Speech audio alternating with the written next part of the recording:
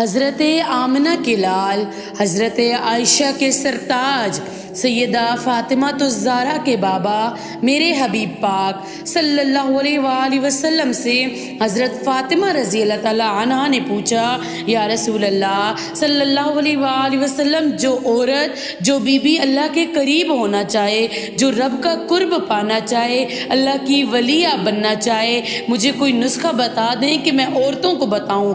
मेरे नबी पाक सल्लल्लाहु अलैहि वसल्लम ने फरमाया, जो बीबी जितना घर के अंदर रहेगी उतना ही वो अपने रब के करीब होती जाएगी, उतना ही अल्लाह का कुर्ब पाती जाएगी, और जितनी सज धज के बाहर निकलेगी, जितनी संवरेगी, वो उतनी ही अल्लाह पाक से दूर होती जाएगी। और मेरे नबी पाक सल्लल्लाहु अलैहि वसल्लम ने फरमाया, जिसने इस्तिग़फ़ार का रास्ता इख्तियार किया, अल्लाह उसे 3 नेमतें अता फरमाएगा।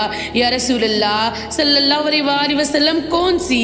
तो अल्लाह के हबीब फरमाने लगे, अल्लाह उसे फ़िक्र से कुशादगी अता फरमाएगा। उसकी बहुत सारी फ़िक्रें होंगी, सोचें होंगी, अल्लाह उन सोचों को खोल देगा, उसके लिए आसानियाँ पैदा कर देगा, उससे उसके निकलने का रास्ता बना देगा। फिर मेरे नबी पाक सल्लल्लाहु अलैहि वसल्लम ने फरमाया, उसके लिए हर तंगी से निकलने का रास्ता पैदा फरमा देगा।